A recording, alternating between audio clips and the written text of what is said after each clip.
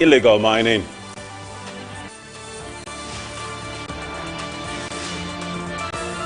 Minority Leader demands Attorney General and Minister for Justice appear before the House to explain circumstances surrounding arrest and detention of Dennis Miracles Abuaje by Iyoko.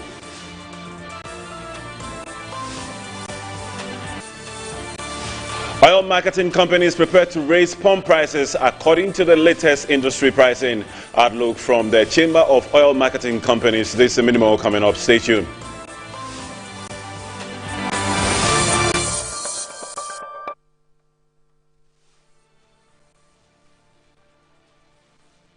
Welcome back, and these are the stories. The Minister for Lands and Natural Resources, Emmanuel Ama Kofi-Boah, has been updating the media on government efforts in fighting against illegal mining in the country. As he takes his stand on the accountability series today, he disclosed that NIMOS has been able to conduct 169 successful operations across various regions targeting illegal mining sites, forest reserves and water bodies, which resulted in some arrest and confiscation of equipment. Let's take a listen.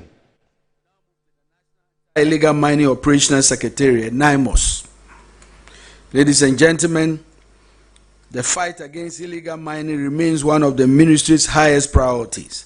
During the period under review, NIMOS sustained nationwide operational tempo against illegal mining across 6 endemic regions, namely Ashanti, Western North, Eastern, Bono, Ahafo, and Central. A total of 200 operations were executed across 53 districts, recording an operational strike rate of over 84%. I think we can appear in steam. The Secretariat conducted 169 enforcement operations targeting illegal mining sites, forest reserve, river bodies, and concession encroachments. The combined output of these operations is summarized as follows: 207 suspects comprising 161 Ghanaians within the last 6 months, and 46 foreign nationals have all been apprehended. The suspects have been processed and handed over to the security agencies. Between January and June this year, 78 excavators have been seized and 90 excavators has been demobilized, roughly almost 170 of them. So total 2,800 shamfans were destroyed on river bodies across the endemic regions. 1,244 makeshift structures associated with illegal mining camps were also destroyed. 302 water pumps, 31 vehicles, 72 motorbikes, 18 generators, 2 payloaders, 5 gold detector machines, 3 outboard motors, 3 weighing scales, and 2 mini car washing machines were all retrieved from active and abandoned sites. 112 pump action rifles, 2 sidearms, 2 locally manufactured rifles, and 1,637 rounds of assorted ammunition have all been retrieved just in the last 6 months. You can just imagine the war we are in. And away from that, Minority Leader Alexander Afenyo-Markin has called on Attorney General and Minister for Justice Dr. Dominic Ayine to appear before Parliament to explain the circumstances surrounding the arrest and detention of Miracles Abuaje by the Economic and Organized Crime Office. Speaking on the floor, Afenyo-Markin blasted Iyoko, accusing it of human rights abuses and a witch hunt against political opponents, warning it sets a dangerous precedent for the future if power shifts. Mr. Speaker, at the airport, detained for over 3 days, Mr. Speaker, and now they are demanding properties worth 55 million cedis before he's granted bail. Let's be careful, my dear political colleagues. Let's be careful, Ghanaian political leaders. It can be somebody today. There is an election ahead. You can never tell. Don't let us encourage some of these excesses. And when we talk about it, don't look at it with a partisan lens. It can be you. Today, we hear what is happening at Gold Board. There are all manner of allegations at Gold Board. We know all manner of allegations in various state institutions. You are also in charge of the coffers. You are in charge of the press. Be careful. Don't ask somebody He has a wife and children. Already the man was affected by the flood. He lost everything. He's already traumatized. Miracles Abuaji is already traumatized because of the flood. Then to worsen it, you detain him for 3 days and you say if he wants his freedom, he should bring properties worth 50 million cedis. How do you do this? And this is not something that must attract a partisan reaction. It is a human rights issue. The Attorney General must come to this house and brief us on what is happening. Mr. Speaker, it's not good for the politics of our... Let's turn our attention now to the Minister for Local Government, Chieftaincy and Religious Affairs, Ahmed Ibrahim. He has assured Ghanaians that government is intensifying post-cleanup operations to ensure waste generated during the 2-day national sanitation exercise is fully evacuated as part of a mop-up exercise to assess the impact of the campaign and sustain environmental cleanliness. Speaking at a media briefing ahead of a guided tour of selected sites, the minister said the exercise was to give the media a first-hand appreciation of the work done and provide an update on ongoing waste collection efforts following the President's declaration of the national sanitation exercise. Aware, the cleanup exercise marks the beginning of a much broader operational effort. Since then, substantial mop-up activities have been continued across all the affected areas. So even though the President directed that we do it for 2 days, we are still doing mopping up. And as we are going to continue with the mopping up, including the evacuation and transportation of collected waste to final disposal sites, decongestion of refuse accumulated points, and other sanitation intervention. Significant progress has been made as the work continues. This tour that we are going to go this morning is therefore an opportunity for us to take you to key selected locations that you can see the progress for yourselves. It is also an opportunity to provide context to the ongoing operations, explain why some work still remains in other locations, and outline the operational processes involved, ensuring that waste is completely evacuated from all the locations in due course. So even though the President had intended us to do it for 2 days, the work cannot be completed in 2 days, and you can see it for yourself. So we are going today, and when we return, we'll tell you the next action plan. We welcome your observations, your questions, and your professional scrutiny. In fact, you've really held our feet to the fire. Let's come back to the issues concerning Dennis Miracles Abuaji and Director of Communication for the New Patriotic Party, Richard Ahiangba, speaking on Good Morning Ghana, described issues surrounding the arrest and release of Dennis Miracles Abuaji as pure torture and abuse of state power. Former managing news editor of Insight newspaper, Kwesi Pratt Jr., also speaking on Good Morning Ghana, cautioned against operating on the basis of assumptions as individuals are innocent till proven guilty. Create the impression that it's important I arrest you, and you don't ask him a single question for close to 2 days. That is the height of abuse of the state power to arrest. And so this whole thing, for me, goes to the heart of the intimidation we have been talking about. That this government is behaving in ways that appears very tyrannical. And for me, I am worried, more essentially because this doesn't marry with President, His Excellency John Dramani Mahama's personality and his record that we know. So my worry and my concern and perhaps my doubt is, why is he allowing this thing to happen? Because at the end of the day, the buck stops with him. Whether he sanctioned it, whether he called Mr. Remonacha and said, go ahead, I'm fully behind you, and all of that, whether he did that or not, he will have to bear responsibility. It is his administration this is happening. And I see your argument to say that this perhaps may have happened yesterday and all of that. The question is that, should we entrench? And what was the argument then? Would that argument just simply be nullified because we have the chance to do it and so therefore it's okay today? Not at all.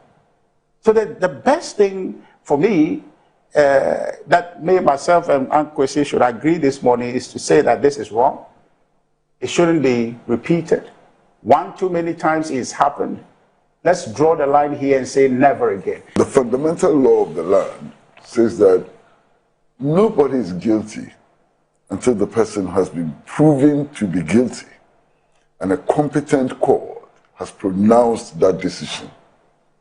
So as we speak, we cannot be operating on the basis of an assumption that Dennis Miracles Dennis Abuaji, is a guilty person. There are allegations against him, and the allegations against him involve suspected embezzlement of state funds to the tune of 55 million Ghana cedis. That's what we are dealing with. Now, to start with, to create the impression that what is happening to him has no precedent is falsehood. That's true. Completely false. Yeah. And we can go back and look at so many other cases. I would like all of us to go back to the Woyome case.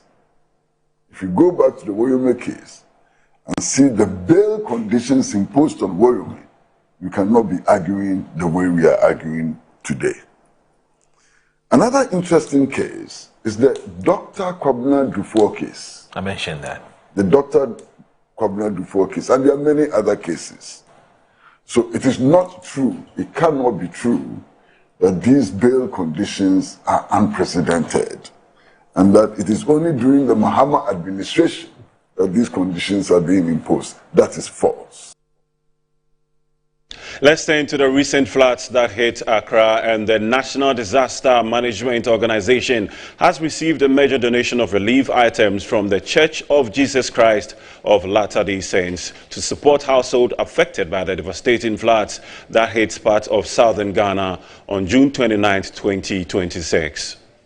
The donation, which includes 5,000 student mattresses, 2,000 bags of 25-kilogram rice and other essential supplies, is expected to support more than 7,000 flood-affected households currently recovering from the disaster. The items were presented to NADMO following an appeal by the organization for support from corporate bodies, faith-based institutions and the general public to assist victims who lost homes, belongings and sources of livelihood.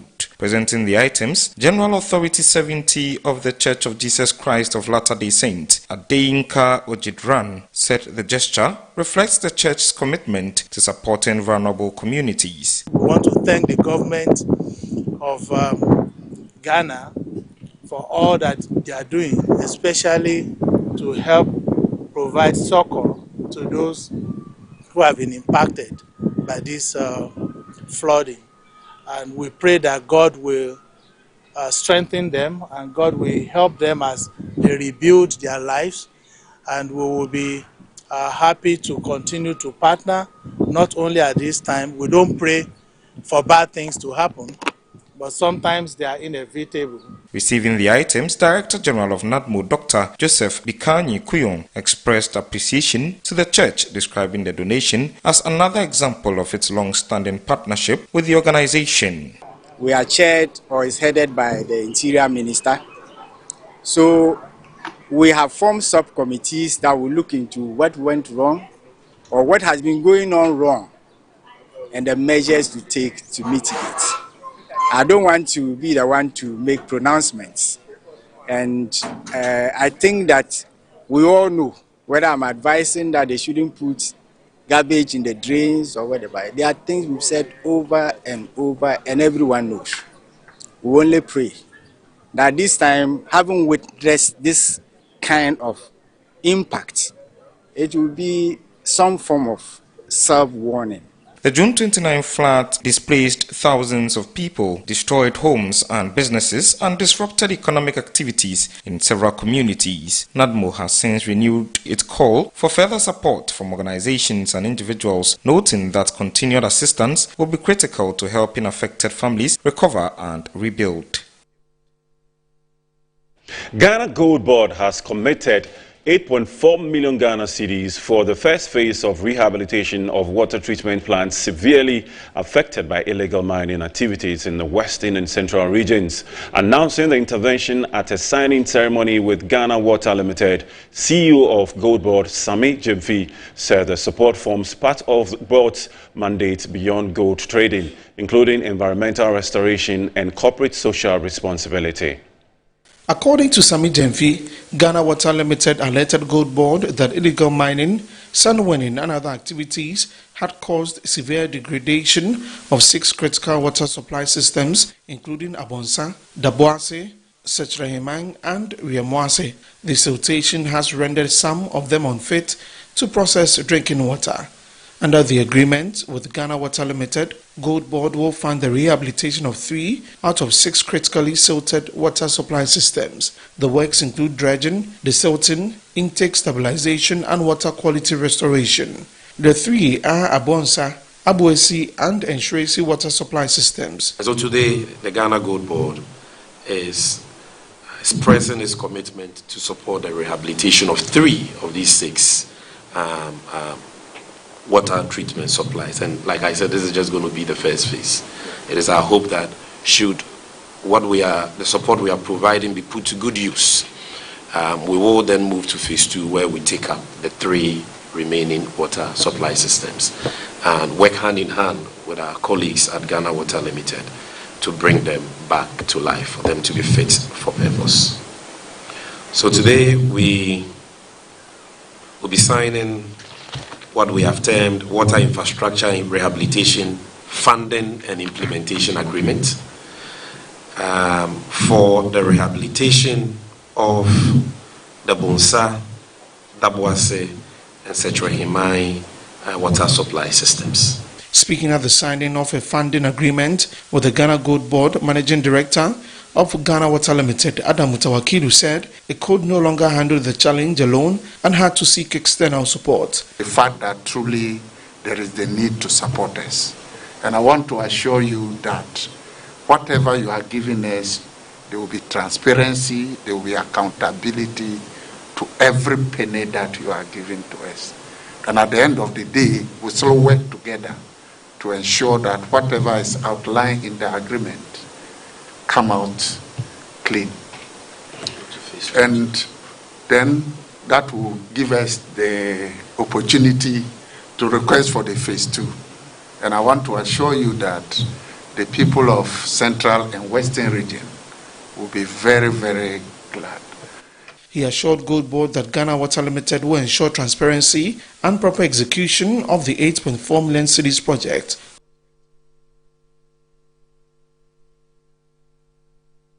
And ahead of Farmers' Day celebrations, the Ministry of Food and Agriculture is appealing to corporate Ghana to support the country's agricultural transformation agenda through strategic partnerships and donations as preparations intensify for the 42nd National Farmers' Day celebration. The ministry believes stronger collaboration between government and development partners will be key to achieving food security, improving farmers' welfare and delivering lasting benefits to all Ghanaians. The appeal comes as 3 Tree Ghana Limited has undertaken the repainting of the ministry's national headquarters at no cost under its Brightening Ghana initiative aimed at rehabilitating and modernizing public institutions. Speaking at the presentation, the Minister of Food and Agriculture, Eric Opoku, reminded the public that agriculture remains the backbone of Ghana's economy and reiterated government's commitment to transforming the sector through President John Dramani Mahama's Agriculture for Economic Transformation agenda. He encouraged individuals, corporate organizations and development partners to contribute generously towards the celebration and other initiatives that support the agricultural sector. We are honored and privileged to receive this donation from 3 Trees Ghana Limited. They have come as part of the Brighten Ghana agenda, which is bringing a lot of institutions together to make sure that we bright our nation, we paint our institutions, we rehabilitate old structures, modernize our facilities, and to be able to facilitate delivery to the Ghanaian people. A representative of Three Trees Ghana Limited and UMB says the organization was pleased to join the Brighten Ghana project, describing the partnership as an opportunity to contribute to the transformation of public institutions. Very honored to do service for the best ministry, one of the best ministries in Ghana. This time we sponsored for the Ministry of Agriculture. We hope that we can do more for the Ghanaian society. A strategic partner to Three Trees and also on the Brighten Ghana project. So we are happy to be here today to join in the painting of this strategic ministry. The Brighten Ghana initiative continues to mobilize private sector participation in giving public facilities across the country a renewed look. Let's continue with the Ghana Insurance Association as they have opened its 4th International Educational Seminar with a call for the insurance industry to provide bold leadership, strengthen professional capacity, and build greater public trust in an increasingly complex risk environment. Opening the 3-day seminar, GIA President Boatima Bafo-Ewa urged industry players to move beyond responding to change and instead take the lead in shaping the future of insurance. She noted that the next decade will be defined by risks such as climate change, cyber threats, artificial intelligence, and global trade disruptions, stressing that the insurance industry must be proactive in addressing these challenges. A follower's posture is simply not sustainable for the next 10 years. The continued negative perception of insurance is detrimental to the whole financial service sector, and it will only change through a collaborative approach where our services are integrated across the application of AI, compliance, and product development. Over the next 3 days, I want us to lead in 4 things. In technology, by shaping how AI is used with fairness and the customer at the center of it. In relevance, by reaching the millions still uninsured with products they understand and claims they can trust. Chairman of the GIA Public Relations and External Liaison Committee, Ernest Frimpong, said the seminar is designed to equip insurers with the knowledge and skills needed to respond more effectively to customers, particularly during disasters. He observed that many Ghanaians remain unfamiliar with the insurance claims process and emphasized the need for improved customer education and service delivery. When people go through certain challenges in terms of even the recent flood incident that happened, they are left sometimes in the dark. They don't even know what to do to be able to claim effectively and efficiently. So we are here discussing issues which will bring us to the forefront as an industry so that we become more visible. People will trust us as insurance industry to be able to insure. And then they will not hesitate or have any negative misperception about the insurance industry, and that we will be able to pay their claims promptly and even assist them to make claims where it's needed. The seminar brought together insurance professionals and industry experts from Ghana and across the region for discussions on emerging industry trends and technical subjects including claims management, reinsurance, cyber resilience, customer service, and industry conduct. And that's it for the afternoon news. Continue to watch the rest of our programs. My name is Nana Kwesikwitia. Good Afternoon Ghana continues after the break.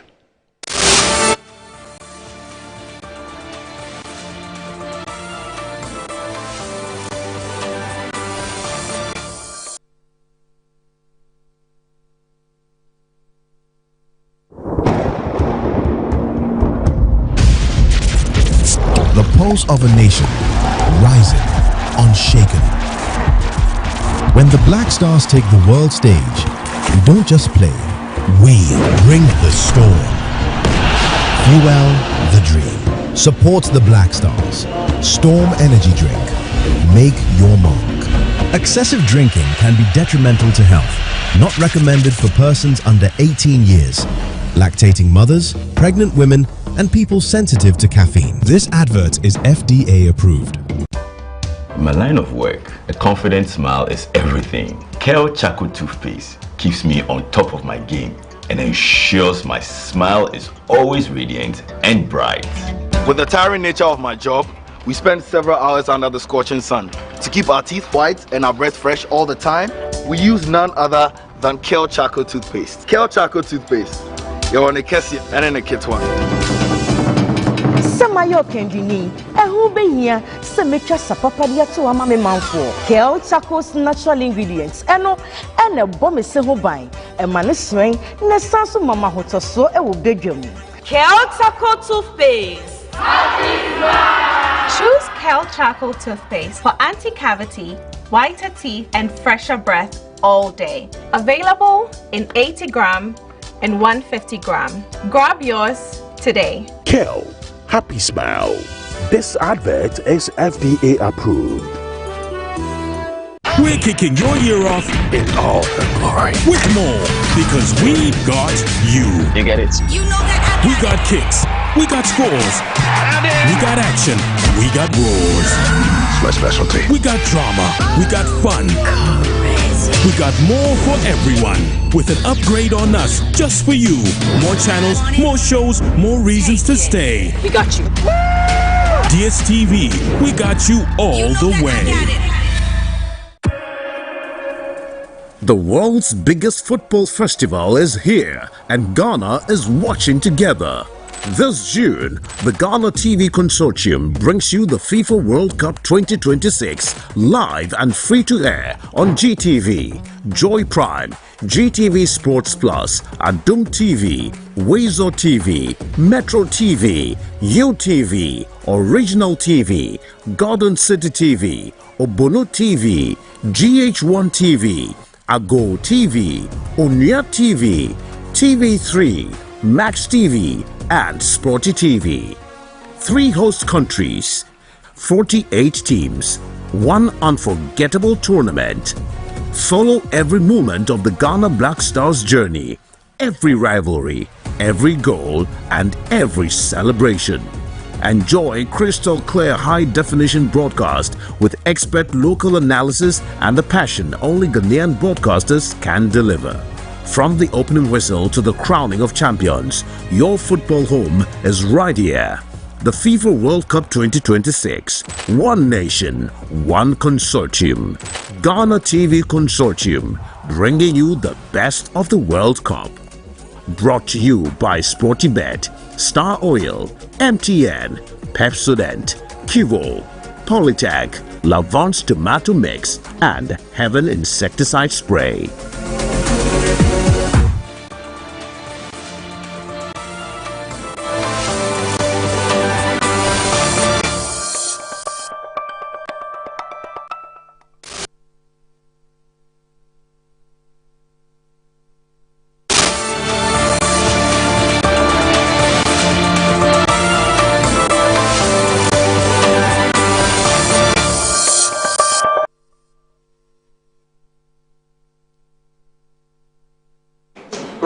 Many thanks for staying with us. Good afternoon, Ghana. My name is Desmond Okrekodanso, and today is the 16th of July, and it's actually 15th of July. Yeah, 15th of July. I'll be on till 2 p.m. here on the program. We're coming to you live from our studios here at Northridge in Accra and transmitting across our social media platforms on Facebook, Metro TV, Ghana, YouTube. We're live on there. And also we are on DSTV, channel 277. On radio, it is 94.1 FM. Many thanks for joining us here on the program. Today is a packed one. We've got lots of conversations coming up on the show, but we're going to begin with this particular conversation about the insurance industry. I remember we've done a story where we have spoken to persons about the 29th June floods that happened. and many people share their thoughts about insurance and all of that. Even on social media, people are writing. The insurance people are hot right now. They are doing calculations, they are doing maths and all of that. People are ready to go take their claims and all of that. Today we'll talk about that and several other issues in the insurance industry. So joining me in here, we have the rights people to have this conversation with the president of the Chartered Institute or Chartered Insurance Institute of Ghana. That is Solomon Lartey. He is here with us, and same as Yvonne Osayado is the vice president. They've joined me here, so we get to talk about this and some other things happening with the space. Welcome, ladies and gentlemen. Thank you. Good to see you. And isn't it that what's happened on 29 June and people's claims that they will be coming to? If there weren't meetings, then the insurance industry doesn't want to pay. So there has to be meetings.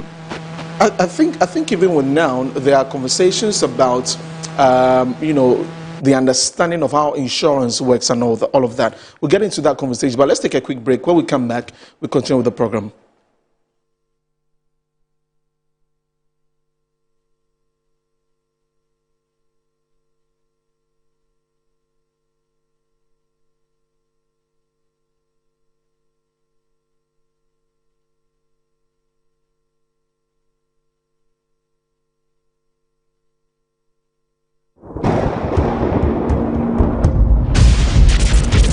The pulse of a nation, rising, unshaken. When the Black Stars take the world stage, we don't just play, we bring the storm. Fuel the dream. Support the Black Stars. Storm Energy Drink. Make your mark. Excessive drinking can be detrimental to health. Not recommended for persons under 18 years, lactating mothers, pregnant women, and people sensitive to caffeine. This advert is FDA approved. Mommy, good morning. Good morning, my son. How are you? I'm fine, thank you, Mom. How about you? I'm fine. Joe, I just saw your mom doing her usual morning routine. Like, it was just 2 weeks she underwent a major colon surgery. Bro, see, my mom is doing perfectly fine, and we're all excited about it. It was minimally invasive surgery, and the recovery has been very fast. Minimally? Hey! No, wait. What do you mean by that? So they offered my mom a laparoscopic colon surgery. Laparoscopic colon surgery, which we accepted. It turned out it was equally safe with a very fast recovery time, and the cost involved too was very, very reasonable. She was discharged 3 days after the surgery, and you can see her, she's on her feet again. 3 days? Just 3 days, bro. Mean Tuber Hospital, first Ghana colorectal center, aimed to serve a peculiar health need.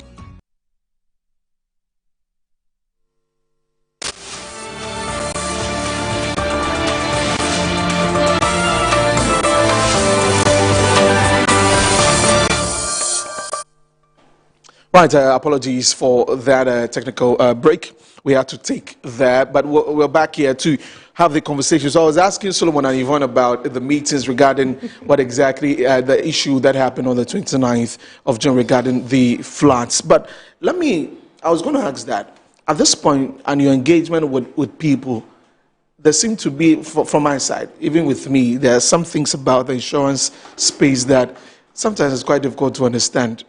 Why is that so?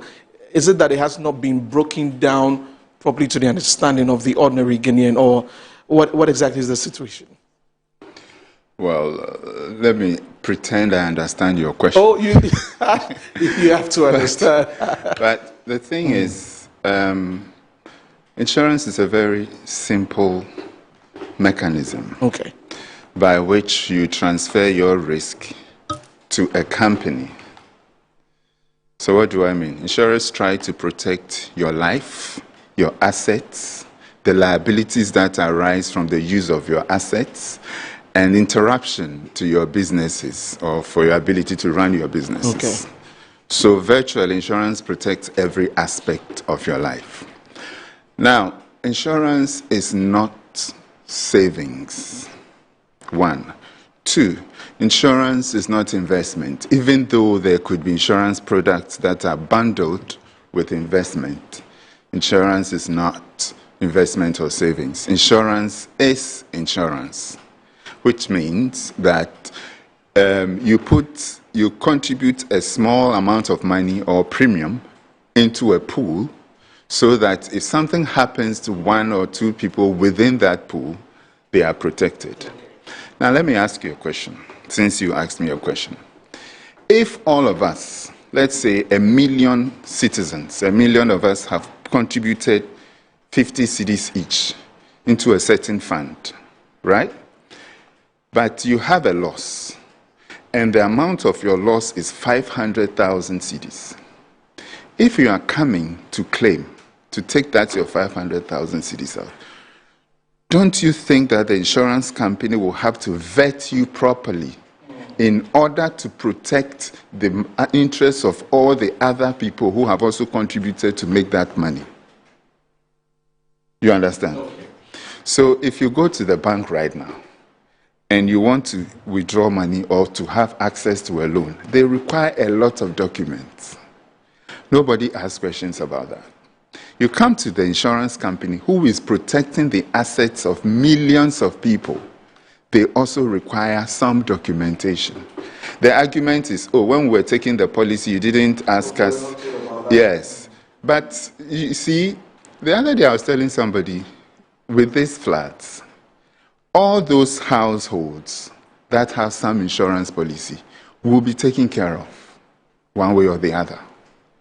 All those households that do not have insurance cover would not be taken care of. So it is up to you to decide whether I would buy insurance or not. If your $500,000 mansion or house is there and you think that that small money, that 500 CD or 2,500 CD premium per annum that they will take you is worth you losing that entire asset, then it is up to you. So even for you on the same issue, for you on the same issue, it would be that the understanding of the people who get to do the insurance plans, all of us, the ordinary Guinean, do not necessarily take their time to understand, what it entails before getting into it. As you said, when something happens, then we all come out and say, well, we did not know about this, and so they've taken our money. So a lot of people are not exactly happy with some of the insurance companies. Agreed. A lot of people out there have a misconception about insurance. And I would say it's because of hearsay. You'd find the majority of the people who had the misconception not having an insurance policy or haven't experienced the benefits of insurance. So then they hear a few people who have suffered some losses and probably did not get on time their claim, saying certain things, and then they run with it. Okay. But when it comes to insurance, the education is out there. The GIA is there, NIC is there, CIG is there. Education is all over. When you go take a policy, people selling the policies to you, staff of the insurance companies, take their time to explain. Marketers are always telling what the policies and the products are about. So those who have insurance, they actually do understand. They are on board. But it's those who hear the few bad instances, not that we didn't pay, just that probably delayed, like Solomon said. Documentation is required. If you do not produce enough documentation, it may take a while. So maybe when it takes a while, people are disgruntled. So yeah, a few bad things have been said. People pick it up and then run with it. So what I take from this would be, so someone makes a policy about what's it called, death of a spouse, a parent, whatever. At that moment, the understanding is immediately it happens. It means I need to get my money. That's the mentality. Okay, yes. But for you also to be able to verify what it is, you have to bring all of those documents. We need to be sure that it is indeed death of a spouse. Or there have been instances where people have come to say that somebody has died, and the person probably has traveled and is living large somewhere, and then, well, they do want. Oh, okay. So yeah, we have a few fraud cases, so we need to be vigilant. Like Solomon mentioned, it's the pooling of the resources of many.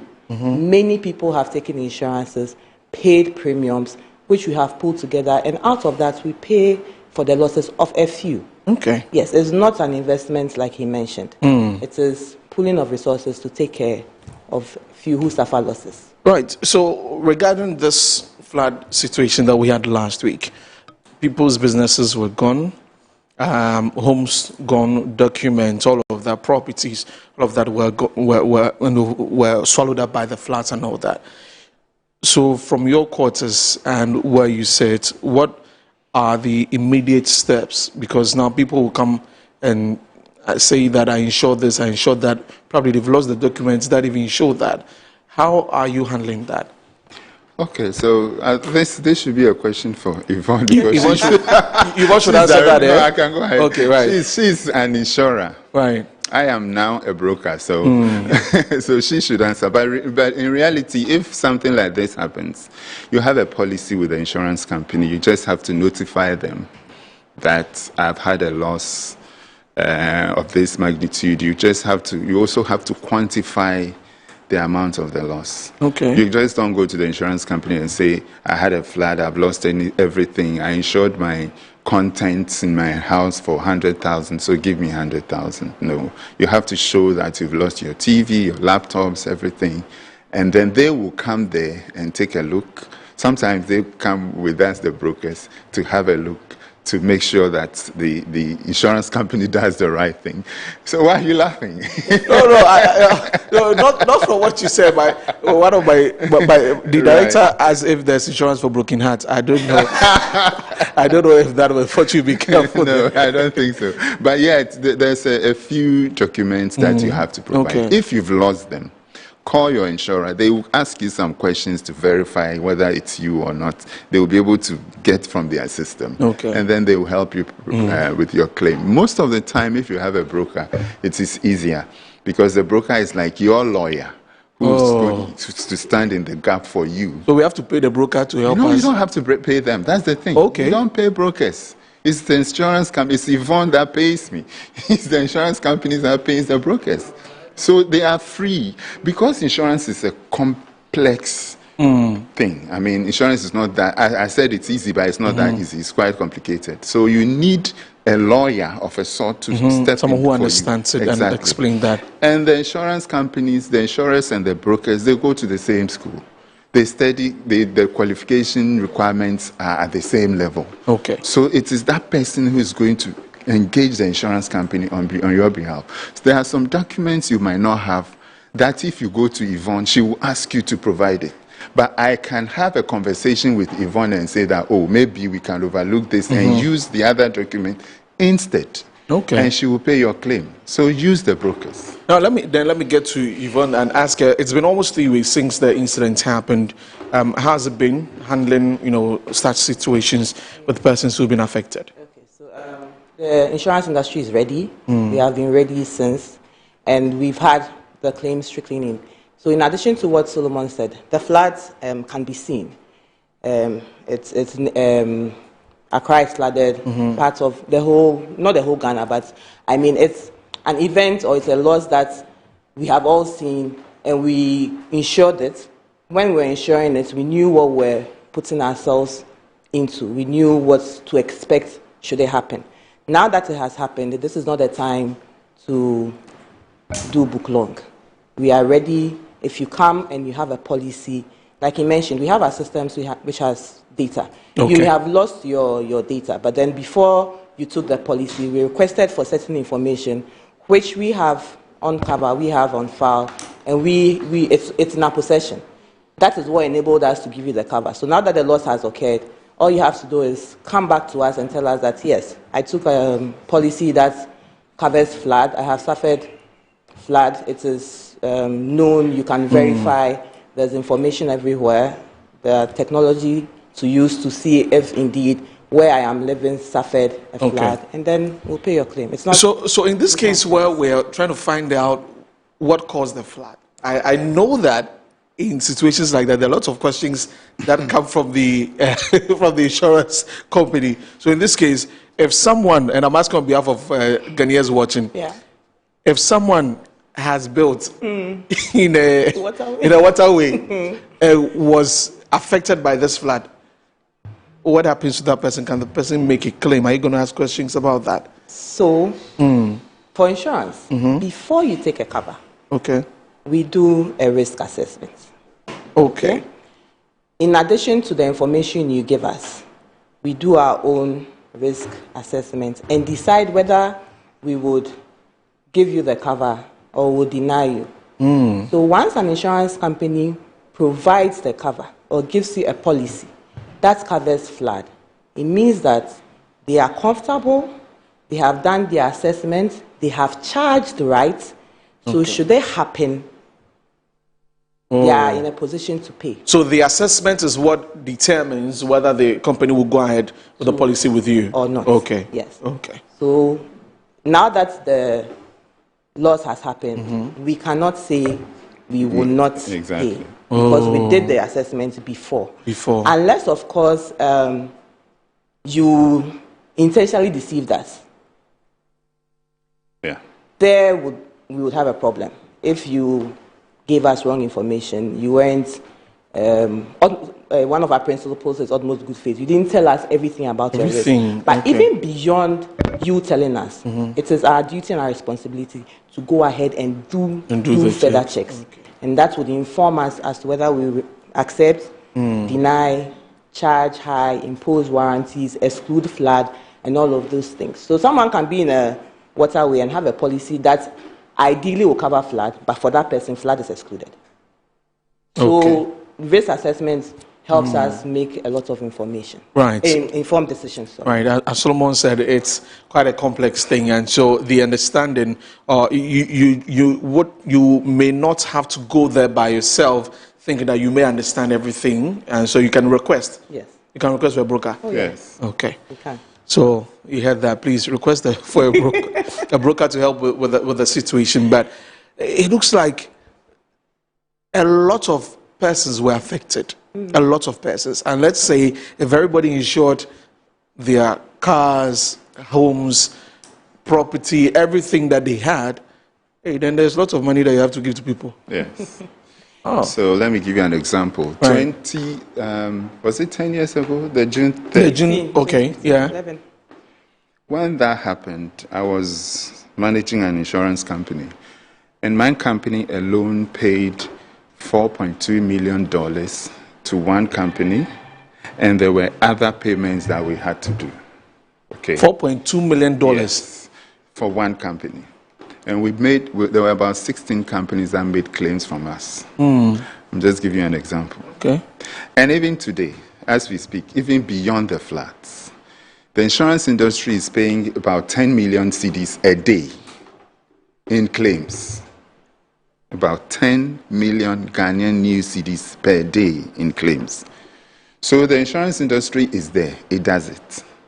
Now, specific to the floods, there will be a lot of claims, yes, but we also have reinsurance. So that's why we always tell you that insurance is a risk transfer mechanism. Yvonne's company, Bedrock, will take your risk. Maybe the size of your risk exposure is even 10 times or 100 times bigger than her company. But she retains a portion of the risk and buys reinsurance protection from other companies globally. So that in Ghana, we have about 4 or 5 reinsurance companies, Ghana Re, Mainstream Reinsurance, Africa Re, all those reinsurance companies buys reinsurance protection from them from the premium that you have paid. And they also buy reinsurance from other global players when the risk is very huge. So it's like putting your risk in the ocean. Putting blue in the ocean, it can't dilute the ocean because the capacity to absorb the risk is really huge. Okay, so that is what happens. So people should not be afraid that, about 2,000 homes were flooded, so insurance companies will, no, they will be able to pay. They'll be able to pay. Because they do buy. And we have risk management mechanisms that we use to determine when we've exceeded a certain capacity, when we need to go to another level, etc., etc. So that's why I say it's a very complex space, but it is properly managed. Yvonne, just as we wrap up on this conversation on the flat and how people, just anything that you want to say to people who've been thinking about it, to go to the insurance companies, and if sometimes the challenges that you have with them, wrapping up on that, then we can get to the awards. Okay, so I want people to do away with the thought that a risk won't happen to me. Risk occurs anytime, anywhere. It can happen to anybody. I'm sure there were people who didn't think that, oh, the floods will affect them because they are not in waterways, they are not in flood-prone areas. But then, I mean... Because of what other people had done. Exactly, people have been affected. So, insurance is a mechanism that is there to keep you afloat should the worst happen. The worst may or may not happen to you. That doesn't mean you shouldn't have insurance. Have insurance as a protection, as a backup. Should it happen to you, then you have something to fall back on and rely on. And people, the general public, should desist from hearsay. There are various brokers, like he said, on the market, lots of insurance companies. Information abounds. There's information everywhere. There's the GIA, Ghana Insurance Association, there's Insurance Brokers Association of Ghana, there's CIG. The insurance industry is huge. We have the mechanism, we have the associations, we have the people, we have the personnel to educate you and then help you manage your risk, price properly. And then when something happens to you, we have the capacity to pay. These floods that have happened, like I said, we are ready. We have been ready. Okay. There's no problem. We are going to pay each and every genuine claim, and then Ghanaians will be smiling. Okay, so they are ready. So get your genuine claims ready. So with the space and trying to improve professionalism and integrity in the insurance sector, there's an award scheme. That's the Insurance Excellence Awards. And let's talk about that and then what we're expecting this year, Solomon.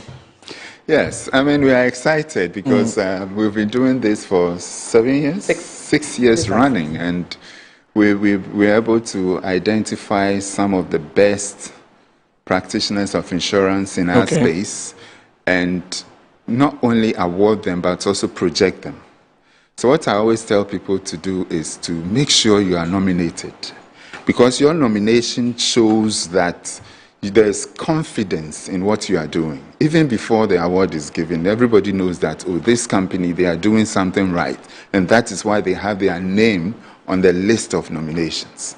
So this year, it's going to be interesting because we have various categories. We are looking at the life category, the non-life, that is general insurance. We are looking at health, pensions, and health. Life, pensions, health, brokers. And reinsurance and brokers as well. Okay. So, and we are having it at the Labadi Beach. Labadi Beach Hotel. 29th. On the 29th of August. Okay. So I've seen that from the previous edition, seen Insurance Professional of the Year and all of that. What would you look out for in an insurance professional to say that this person deserves this award? Okay. So the CIG is the professional body of the institute of the industry, and our focus is on individuals. Okay. And we equip individuals to be able to do their work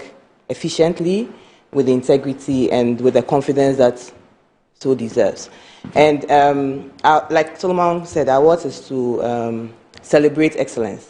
So for the various categories, we look at a member in good standing, especially with the CIG, because once you're a member, then we know that you are doing the right thing based on the education, CPDs, and the things that you have to do to remain a member.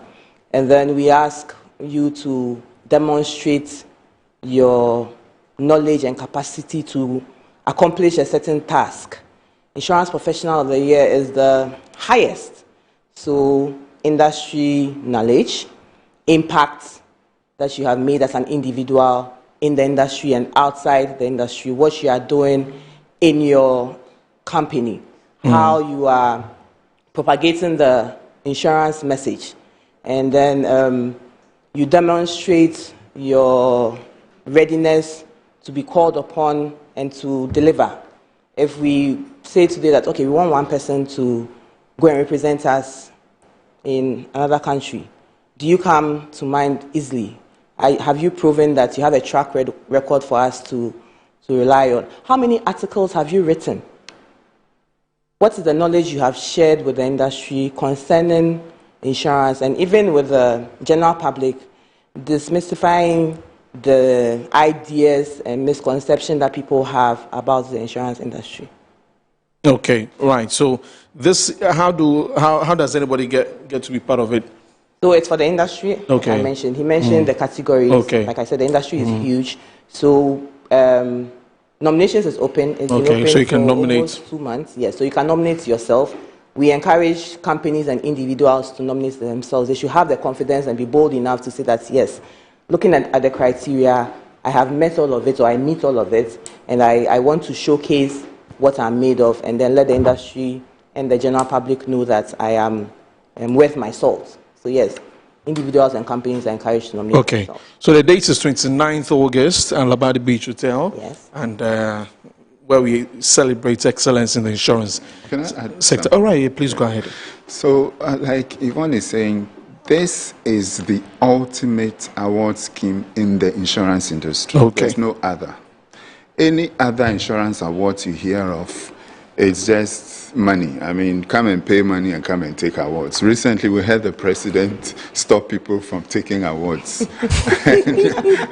Those things are there. But this one is where you are scrutinized. Okay. I mean, as I'm talking to you, there's a panel sitting off-site looking into documents of insurance companies, your growth, your track record, all those things. So this is the ultimate award that shows that you have practiced insurance properly in this country. And that's why I keep telling people that get nominated first. Okay. If you win, fantastic. If you don't win, it still shows a confidence that you are doing something right. Okay. So get involved and be part of the Excellence Awards. And of course, as always, you can put that on your CV somewhere. You never know. You know? You never know what can happen with that. So, Solomon, if is there any other thing you want to say, Yvonne, about the space, anything that we haven't touched on? Okay, so like I mentioned, nominations is opened. It will close tomorrow. Oh, tomorrow, It's been open for 2 months. Yes. Yes, it will close tomorrow. So I'm encouraging companies who are yet to file to get involved, and companies who are putting their documents together ready to submit. This is the right time for you to submit. So like Solomon mentioned, it's the biggest, most credible scheme, insurance award scheme of our industry. There is no other. So get involved and get celebrated. Right. Thank you. And the theme, okay. Let me mention the theme, is professionalism rooted in integrity, building a trusted insurance future. Professionalism rooted in integrity. That shows that your claims, if it's genuine, it will be paid. Yes. Right, that's nice. Thank you so much for coming. Solomon Latte is president of Chartered Insurance Institute of Ghana, and Yvonne Osayado is vice president for the same organization, Chartered Insurance Institute of Ghana. We're talking about the flood risk and insurance protection, and of course the award set to happen later in August. Right, we're taking a story on the cleanup exercise that took place last week. My colleagues have been following what's happening in town with the clearance of the heaps of refuse after the exercise. When we come back, we're talking tax. Stay with us. As you are all aware, the cleanup exercise marks the beginning of a much broader operational effort. Since then, substantial mop-up activities have been continued across all the affected areas. So even though the president directed that we do it for 2 days, we are still doing mopping up. And as we are going to continue with the mopping up, including the evacuation and transportation of collected waste to final disposal site, decongestion of refuse accumulated points, and other sanitation intervention. Significant progress has been made as the work continues. This tour that we are going to go this morning is therefore an opportunity for us to take you to key selected locations that you can see the progress for yourselves. It is also an opportunity to provide context to the ongoing operations, explain why some work still remains in other locations, and outline the operational processes involved, ensuring that waste is completely evacuated from all the locations in due course. So even though the president had intended us to do it for 2 days, the work cannot be completed in 2 days, and you can see it for yourself. So we are going today, and when we return, we'll tell you the next action plan. The Chamber of Oil Marketing Companies projects petrol will sell for about 14 cedis 52 pesos per litre, while diesel is expected to rise to around 16 Ghana cedis per litre. LPG is also expected to record a slight increase. The projected increase comes after earlier expectations that fuel prices could decline, supported by the cedi's relative stability and moderate movement in international petroleum prices. According to COMAC, the expected price hikes are being driven by rising international oil prices due to renewed geopolitical tensions, coupled with the Ghana cedi's slight depreciation against the US dollar. The Chamber says the combination of these external market pressures has outweighed the gains made from the cedi's recent stability, leading to higher projected ex-pump prices for consumers. Analysts say any increase in fuel prices is likely to have a ripple effect on the broader economy, with transport fares, food prices, and the cost of goods and services expected to come under renewed pressure if the higher prices are sustained. The latest adjustment follows the country's bi-weekly fuel pricing mechanism, under which oil marketing companies review pump prices based on movements in global crude oil prices.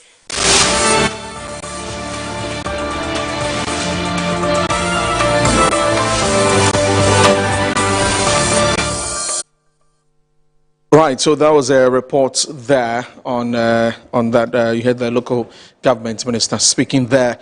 Back in here, we're going to talk about Ghana's tax space, and we're talking about strengthening the tax administration, the impact of the Independent Tax Appeals Board. And this afternoon, we have the Executive Secretary for the Independent Tax Appeals Board, Mohammed Kofi Chumesi Naya. He's a lawyer and has joined us in studio to talk about the board.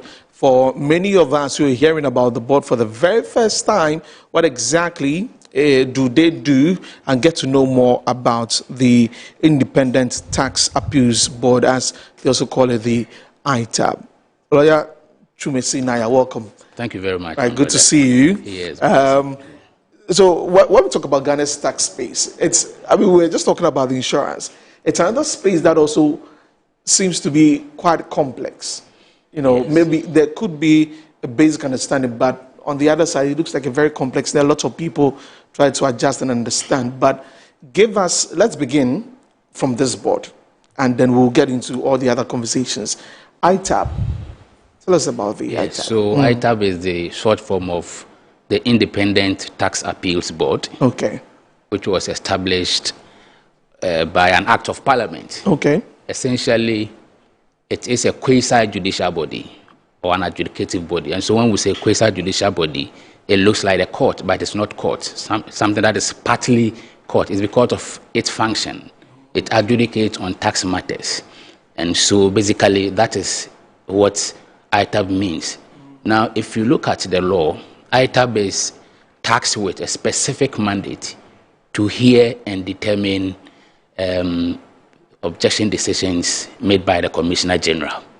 And so when you hear of ITAB, essentially we are looking at the decisions given by the Commissioner General with respect to objection to tax. That is where ITAB comes in, you understand? And so you realize that the Revenue Authority, that is the GRA, Ghana Revenue Authority, had so many processes in terms of dealing with disputes that arise from assessment of tax and other matters. And then, where a person is disagreed with certain decisions of the Commissioner General, then your remedy was to go to court. And that was stated, or is stated under Section 44 of the Revenue Administration Act of 2016, Act 915. Then you realize that there was a bit of gap, because if you are disputing certain assessments made by the Commissioner General, and then you object to it, and he gives a decision, the only remedy was to go to the regular court, where, of course, you know how the court operates. As a lawyer, I know that cases can delay for so many times, for so many years. And meanwhile, you're talking of the government wanting money to embark on developmental projects, and we're also looking at the taxpayer, of course, who has to move on and get to do their business. And so the lawmakers were of the view that they had to create an institution that will kind of fill the gap. And so we're talking of the Independent Tax Appeals Board, which is basically comprised of experts from all the areas that matter as far as tax is concerned. And so the issue of Independent Tax Appeals Board came into existence. So it never was operational until, and because ITAB is a quasi-judicial body, the law is clear that they must have some procedural rules to govern their procedures. And the procedural rules was never passed until just last year, 14th November 2025. A few months ago. Exactly. And so we had a backlog of some cases which had part about, were not so many, about 15 of them. And so as soon as the law was enacted, that is LI 2513 was enacted, we quickly had to get in touch with the taxpayers who had lodged their appeals with ITAB to refile in compliance with the law, because the law gave certain forms. So if you want to lodge an appeal, the form you have to fill, and then the procedures. And so previously they had done those things in accordance with their own understanding. And so we needed to bring them on board to have a formalized system. And so they started refiling somewhere December, January. So February we started hearings of those appeal cases. Great, a great understanding to what the board does. But you were talking about the grievances from some taxpayers. What are the grievances that are coming to your desk that the ITAB listens to? So basically, let's take it from this angle. Okay. The Commissioner General will make assessment of your tax. Okay. Now, when that assessment is made, the Commissioner General is required to serve you a copy of the assessment. Now, it may happen that you dispute the assessment. The law requires that within 30 days, you file an objection to the tax. So in this case, it's about the money or the tax you're supposed to pay. Exactly, it is money. So, essentially, it is money. It is money. When you dispute the assessment in terms of the figures or whatever, think it's too much. Exactly. Then the law requires you to file an objection with the Commissioner General within 30 days. Then the Commissioner General has up to 60 days within which to respond to your objection, which we refer to as the objection decision. Okay. Now, when the Commissioner General responds to your objection, known as the objection decision, within 60 days, and you are still in disagreement or you dispute, that is where ITAB comes in. That's where ITAB comes in. And so, as far as ITAB is concerned, we deal with only objection decisions of the Commissioner General. So any other matter that does not deal with objection decisions of the Commissioner, we don't have jurisdiction. And so you must have objected for the Commissioner to give his decision on that objection, known as the objection decision, before you can come to ITAB. We can have a situation, and the law makes provision for that, where the Commissioner General may not give a decision. And so then we are talking of omission. So the law requires after the 60 days, you have 30 days still to lodge an appeal against that omission, because the omission will be deemed to have refused your objection. And so if the Commissioner doesn't even give any decision on your objection, and then 60 days lapses, then you have 30 days within which to come to ITAB. And so basically, we are talking of the decision that the Commissioner General makes with respect to the objections that you have made. And so it is not everything concerning tax that you come to tax appeal. So that's what I was coming to in terms of the value that we're talking about, in terms of the amount of tax you're supposed to pay. It cannot be just any amount before it gets to the ITAB. Well, I mean, if you look at the scale of fees and any amount at all, in fact, even if it is once, we went to Nigeria, and then there were cases where people have come to the TAT, Tax Appeal Tribunal, with some peanuts. And we're talking of a very big company. I mean, even at ITAB, we have an instance like that. And they will tell you, we are not disputing it because of the quantum. It is because we feel that justice has to be done. What is right has to be done. And that is why ITAB comes in, to look at what is right, what is fair, what is just, so that we decide on it. So let's take it back to in terms of tax assessment. Of course, the GRA does that. Yes. What's the involvement of the individual or the company in that kind of assessment so that they understand what it is, and then if they feel that's not the right thing, then they go to they send in the grievances. Yes, to you. exactly. So if you look at the rules governing ITAB, okay, or the laws, the procedural rules, it makes provision for settlement. Okay. And so when the matters come, an avenue is created by the board. So the board chairman will empanel, and per the law we have 11 board members. So the board chairman empanels. Okay. When he empanels, then the case is allocated to a panel. We currently have 3 panels. Now the panel has a duty to first explore the option of settlement. So that is where the issue of the assessment comes in, the involvement of the taxpayer. I know that, and I'm not with GRA, and so some of these things I may not be able to speak. But from what has happened so far before us, we realized that there were some disagreement. Whilst the taxpayer feels that it is supposed to be like this, the revenue administrators believe that it is supposed to be like that. Of course, there were discussions around it, and then they disagreed. And once the officers of GRA disagree with you, of course, they will continue to impose that tax on you. And so when it comes to ITAB, we'll still explore the option of settlement. And that is where, and so far the cases that have come before us, we have had a situation where some appellants have withdrawn their cases. They've withdrawn? Yes. We have instances where the Commissioner General has conceded. Okay. And then we have cases where both parties have partly settled. So it means that some of the issues before ITAB, the parties agree that this is how it's supposed to be, leaving others outstanding for the board to look at. We have cases where it has been completely settled by both parties.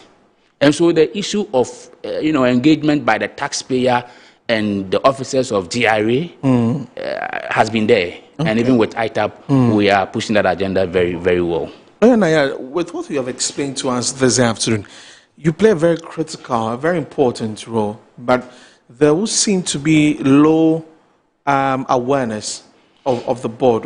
Why is that so? Yes, so it is because ITAB is relatively new. Okay. We, in fact, will say that we are still at the formative period of that institution. And let me use this opportunity to thank the Honorable Minister for Finance.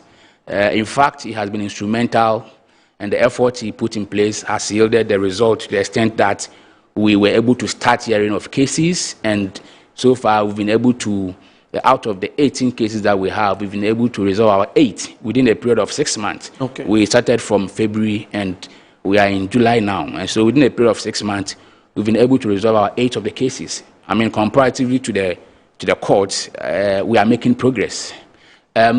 I believe that ITAB is not well known because it was established only in 2020. And when that was done, they had a couple of issues in terms of office allocation and all of that. Finally, we got a place at Ridge here, and we have to move to another place.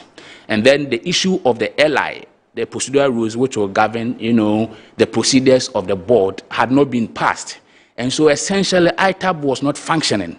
And that is how come we had cases that were filed as far back as 2023. Okay. And they were all sitting there. So when we took off somewhere November, after the law had been passed, we've made progress. And that is why it is important to, engage in a couple of, this publicity to ensure that, you see, some are not really comfortable with even ITAB coming out. Exactly, because then we are more or less opening the floodgate. Let me put it that way. For everybody to come for everybody to now Okay. come to ITAB, you understand? But it is important that we make ITAB. But it's for the Ghanaian. Exactly, For the because ordinary- if they don't know, then they have to go to court. Right. Probably the court will decline jurisdiction, then they come back to ITAB, and ITAB will assume jurisdiction, and then it delays the whole process. So Right. I believe that we have to do more of publicity to make ITAB known. Right, and that's what we're doing on the show today. In terms of filing an appeal, is there any cost involved, legal representation, anything like that? Yes. So we have what you call the scale of fees. Okay. and that is an act of parliament as well. So basically what it does is that it looks at the quantum of the amount being disputed. Okay. And then, so they have given the range. Yes, so basically you have to, so we look at the amount you are challenging, then based on that we do the assessment for you and then you pay. So there's something involved that you have to pay. There's another part of the question you ask, how the filing is done or something. Yeah, I was asking about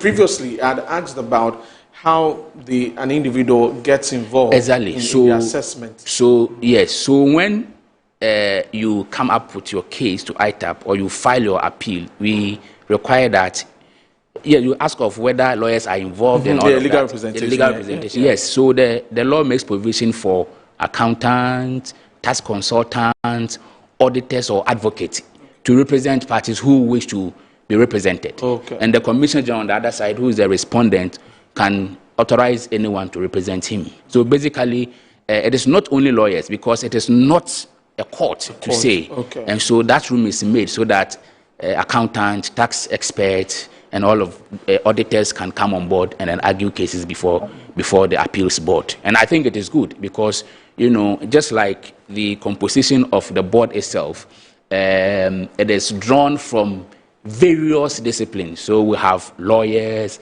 we have accountants, we have tax experts, we have former staff of GRA and all of that. You understand? So they understand the system and Exactly. These are experts and persons who have served in that discipline because it comes with the duration.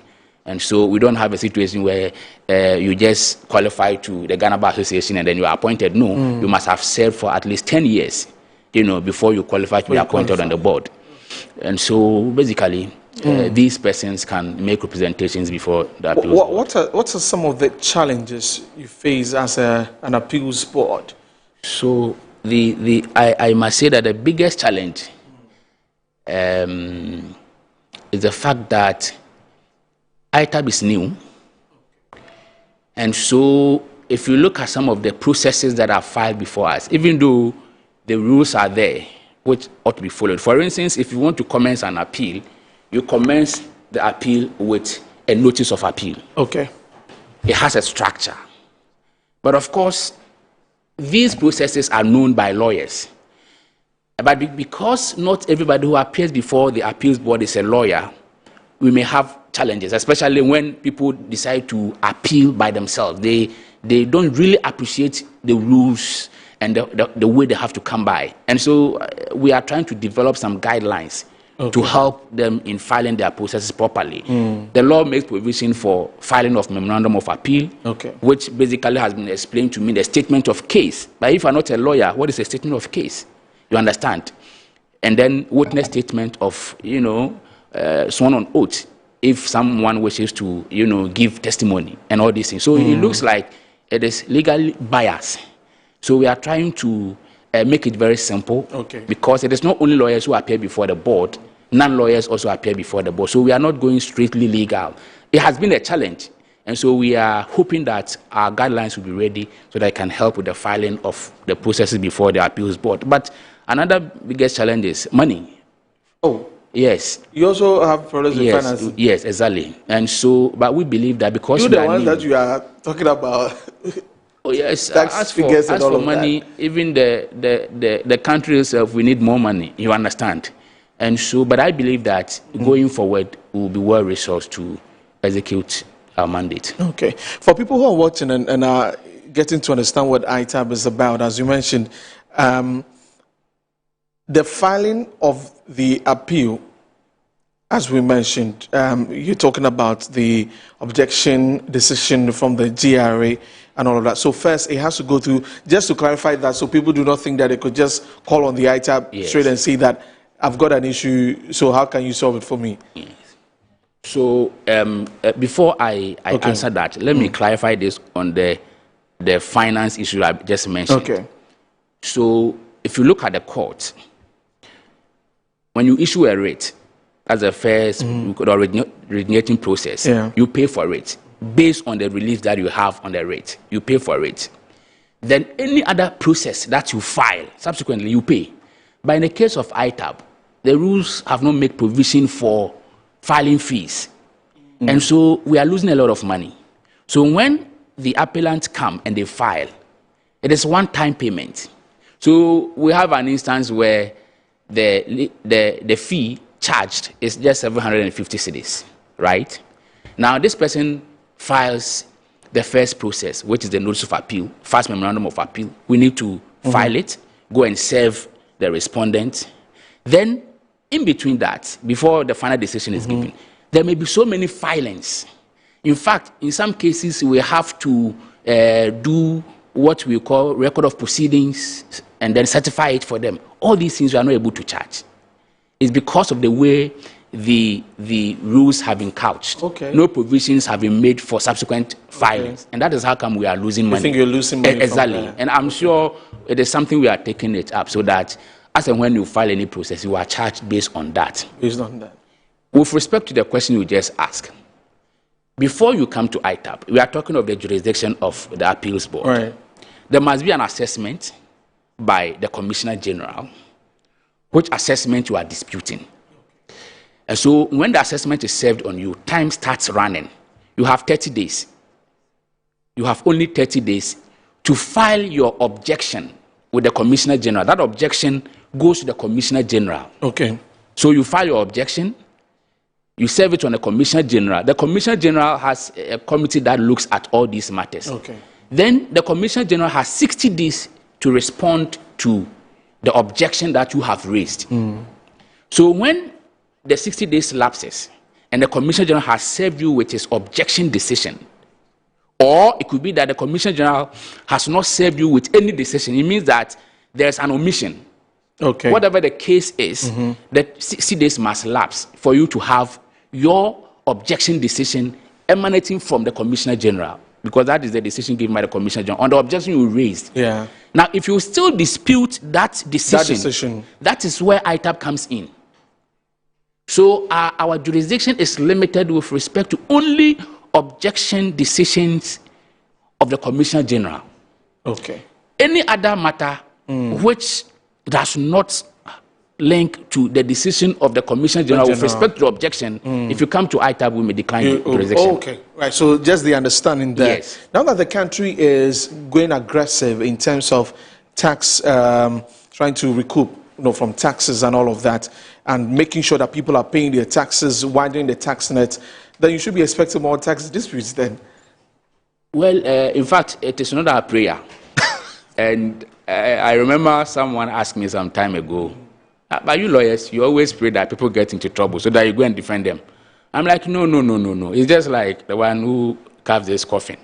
It is natural that these things are bound to happen.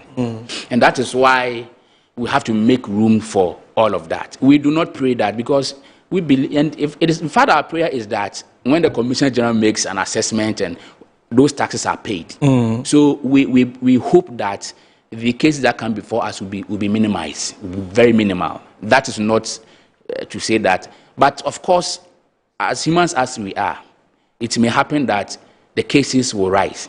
You understand? Yes, but that is not our prayer, though. Is there anything with the tax laws that needs to be reviewed to be able to prevent many of such disputes as you've already seen, or maybe you would have in the future? Well, I think that it is not really about repealing the law. Okay. It is about, if you look at the cases before us, it is not really about whether they disagree on a certain legal principle. No. It is the assessment. For instance, photocopies of receipts can be a dispute before ITAB. Okay. You understand? And the Commissioner General officer will be like, no, we cannot accept these receipts. The taxpayer believes that, yes, it should be formed, it should be part of the assessment. Okay. Because when they form part of it, then of course our tax obligation will probably reduce. So the disputes are not really based on the principles of law, but it is based on the assessment made that is being made. Exactly, and the taxpayer dispute the assessment. Okay. So, so then it means that our tax laws are okay. They are not exactly, fueling some of these disputes as you. As for our tax laws, I believe that there are a couple of them that have to be amended, though. But that basically is not the mandate of ITAB.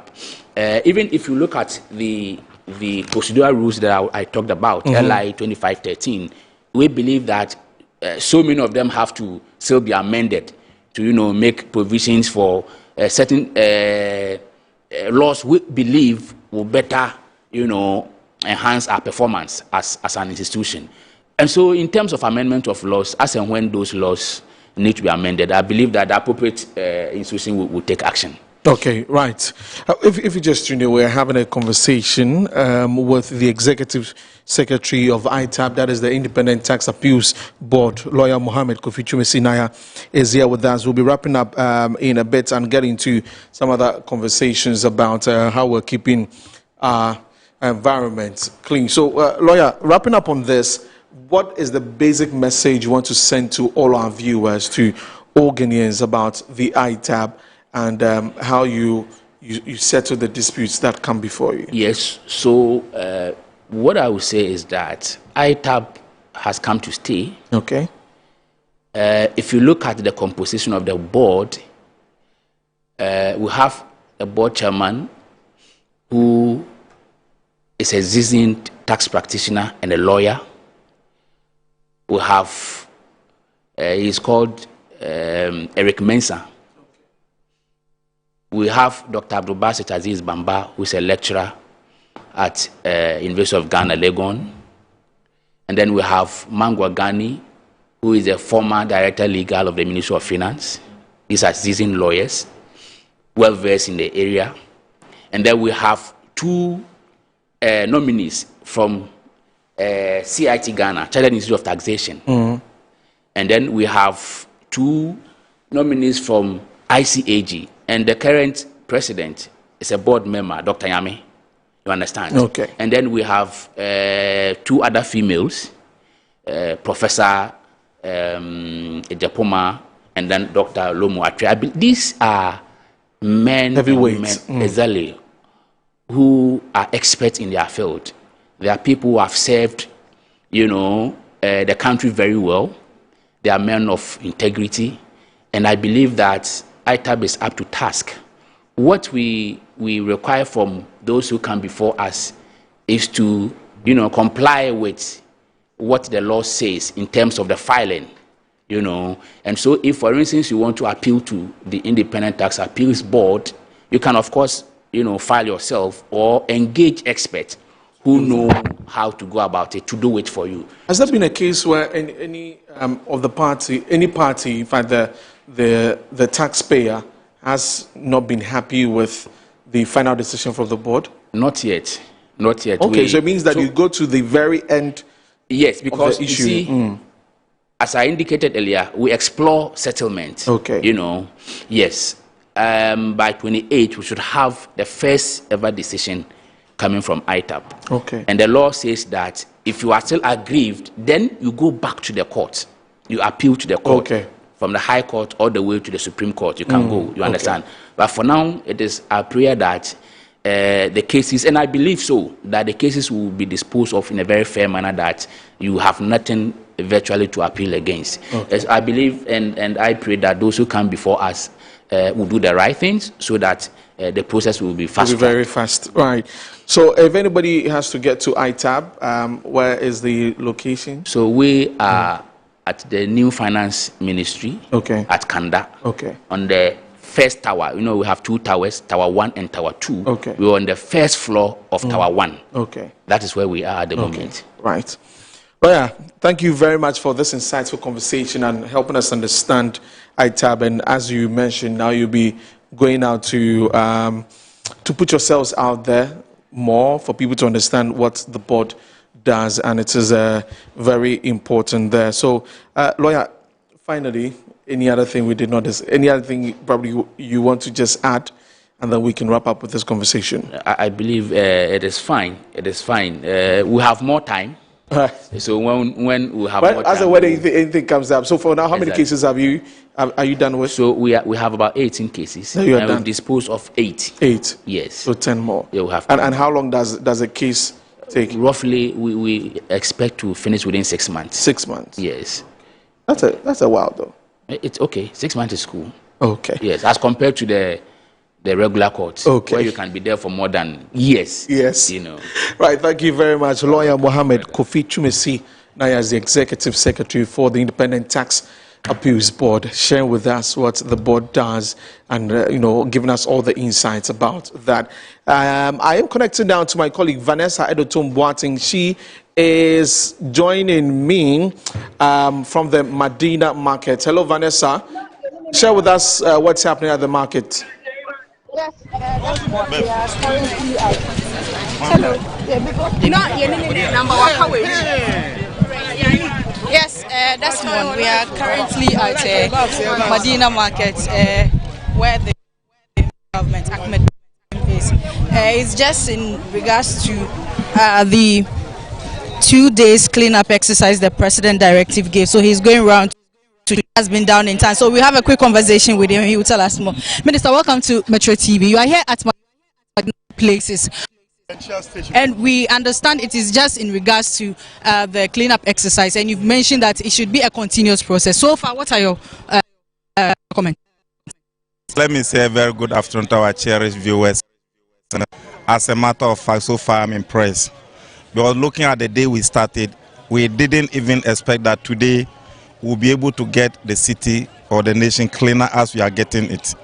But we were so obsessed with what was happening in Alajo. So even when the president came the first day, the second day he came there. The third day on Sunday, we even had to go there. We decided to take opportunity to come out today. Even though we were all converged at Alajo, people were bringing pictures and felt from other areas. So we decided to take it upon ourselves to go to the other municipalities and see on the ceremonial and main streets what was happening there. But clearly, we are so far impressed. None of the MMDCs or environmental officers or most of the assembly and local authority staff are in their offices. You can see the Medina Municipal Chief Executive. This has been his dress. We went to Adenta, you saw it. We went to Gais, you saw it.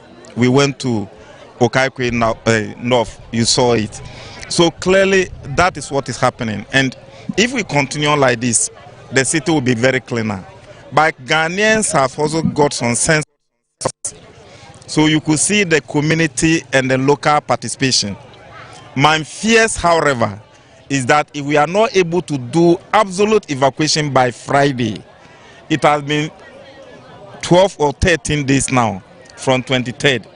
So if we are not able to evacuate the heap that were dumped in the first day and they get rotten, something possible can happen. That is what we want to avert. And that is why we are creating this awareness, so that they don't sleep.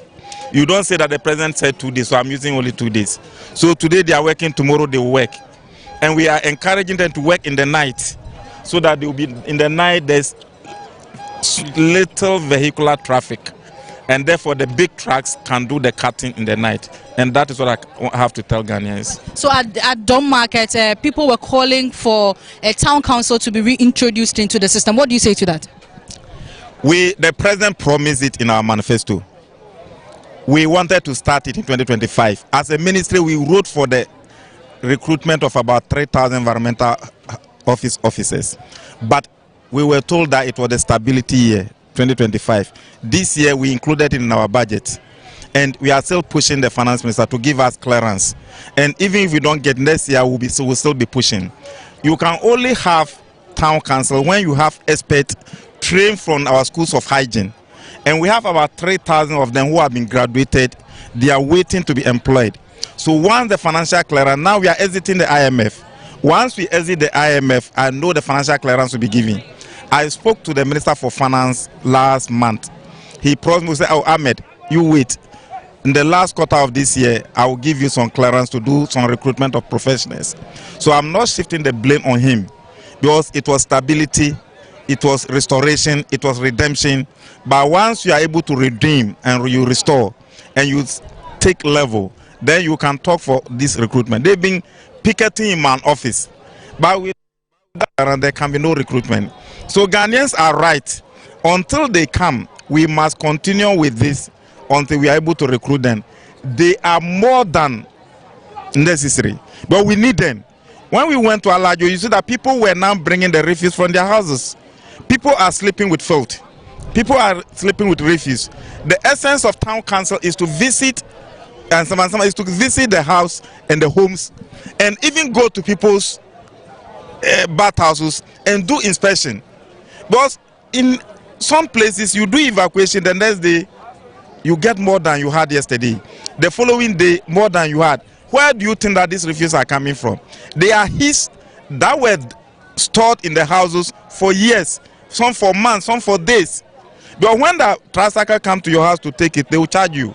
So those who didn't have the money to take it, to pay the tricycles, were heaping them in their homes. And if there's supposed to be a sanitation guard or town council, these two people combined will do the necessary due diligence to be able to make sure that we are able to clear and evacuate as and when it's necessary. Thank you, Minister. We understand where you are coming from, but we know the assemblies have a task force that is embarking on this town council that we know. Is it not enough? It cannot be enough. I am the Minister for Local Government. I know the resources that goes to the assemblies. In fact, the assemblies are doing more than they are supposed to do. As we were coming, you could see the two municipalities, they were doing the work of Urban Council. Urban Council, we wanted to decentralize it. They resisted in 2012. 2014, they pushed back. They said we should give them 5 years. 2019, they pushed back. And they said 2022. As 2024, they didn't agree. So the money for the Urban Council, for the management and maintenance and routine maintenance of all those urban roads, is centralized at the road fund, Roads and Highways Authority. So that money is not given to them, but the assemblies are using their money to do that work. You understand? The silting and all those things that people are accusing of is supposed to be the road fund and that are supposed to be used to do it. But thank God, the Minister for Roads and Highways understands the situation very well, and he has said he is ready to decentralize the urban roads. And once that is done, some of the charges and the accusations we are accusing the MMDA will be things of the past. Thank you so much. Thank you. Yes, so that has been the Minister for Local Government, Chieftaincy and Religious Affairs, Ahmed Ibrahim. So like I said, he's going round to inspect the status of evacuation, if heaps of refuse have been collected, and how people are keeping the environment clean post the President's 2 days declaration of sanitation exercise. Right, so currently we are at Medina Market. As and when I'll bring you more. Vanessa Dotumboating, Metro News. Right, so my colleague Vanessa Dotumboating there bringing us the live reports from the Medina Market with the Minister for Local Government, Chieftaincy and Religious Affairs, Ahmed Ibrahim there. And of course, you know, when we do not do the cleanups and all of that, at the end of the day, we fall sick, and it's health important one. And so our next conversation is about health, and this time we're talking about viral hepatitis 2026, the awareness campaign from the Ghana Health Service. Very important one there. And Dr. John Gerald Adiboka is Programs Manager for the National Viral Hepatitis Control Program with the Ghana Health Service. He joins me here for a conversation on this. And what, about 3 million Ghanaians living with hepatitis B? Yes. Wow. Good afternoon. Welcome to the program. That's staggering. 3 million. 3 million. Why? Because I've seen a number of campaigns going on about this, but it looks like the number keeps going up. Why is that happening? Are people not listening to you enough? Are they not listening to the campaign you're doing? That's why I'm here to discuss about viral hepatitis. You know, it's an emerging, and it's also a disease that is causing a lot of havoc among Ghanaians. And we know that July is the month of viral hepatitis. And that's why we are creating a lot of campaign for people to know their status. There are a lot of people who are walking around in Ghana and they do not know their status. And those are the research that we have done. What we know is that we have about 3 million Ghanaians who are having viral hepatitis B. And for hepatitis C, we have about 500,000 people who are also infected with hepatitis C. So it's something that we have to set up as a country. Because when you look at 3 million people, if you look at the population and take a percentage of the population, you can look at the number of people who are infected with this viral hepatitis. Okay. Yeah. So with other diseases or infections, we do talk about it a lot. Yeah. hepatitis also is one that is talked about, but apparently there's no symptom for hepatitis. Yeah, so most of the times when you're infected with viral hepatitis, you may not have any symptoms. We'll call it asymptomatic, unless maybe you get complications. Usually we have what we call acute viral hepatitis and chronic one. When you have the acute one, you may have some flu-like symptoms, like maybe headache, maybe having some weakness of your body. But when you get to the chronic part, because sometimes your body can clear it, then when your immune system is able to clear or contain the virus, you don't feel any symptoms. And it takes a long time for you to develop this kind of symptoms when you have a complication. And that is why a lot of people are walking around in Ghana, they do not know whether they have hepatitis B or C, which the moment you get to have the symptoms, it means that it's quite complicated. What causes it? So when we talk about hepatitis, it simply means inflammation of the liver.